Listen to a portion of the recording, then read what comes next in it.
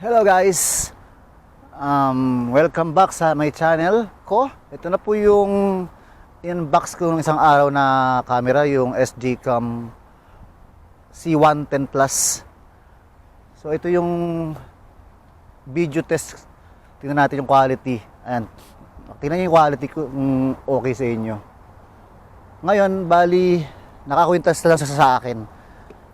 Ikinintas ko lang siya na pwede mo siyang ilagay dito sa e-bike kasi meron siyang mount na lalagyan talaga ng camera.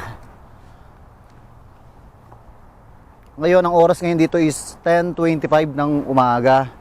So, mamayang gabi, tatry ko rin ulit yung quality niya sa gabi.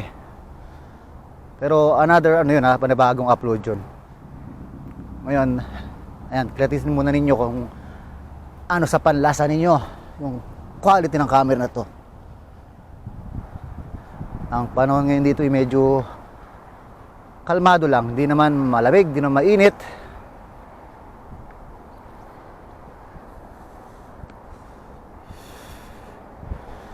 Yes.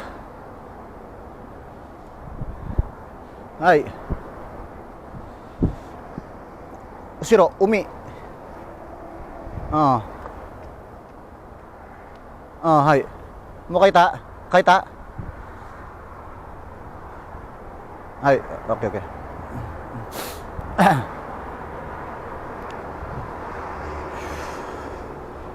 Here we go again. Here we go again. La la la la.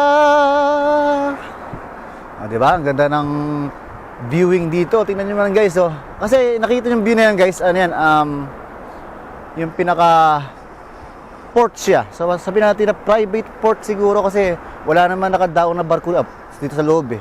Pero may pumapasok dito mga fishing boat. May pumapasok dito mga fishing boat, yung mga katulad niyan. Kung nakikita nyo yun, malayo na yan, mayroong speedboat doon. So, bali private kasi ito eh. Yes. Oh. Ayan, yan yung camera, ayan.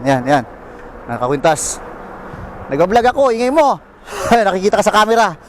Makapanood ka sa YouTube. Ayan.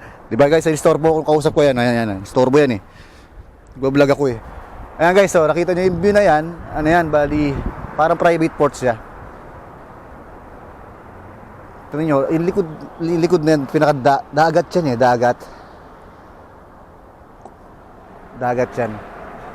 Tapos, ayan, kung nakita nyo, yan yung siguro yung pinaka entry at saka yung labasan. Kasi kung mapasin merong kulay green, di ba, at merong red. Parang stoplight. Hindi ko lang makita ng maayos ninyo dito kasi wala nang malayo. I-zoom na lang ninyo para makita nyo.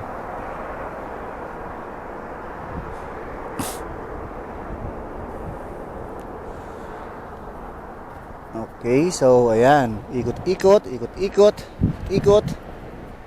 Ayan ang ating viewing.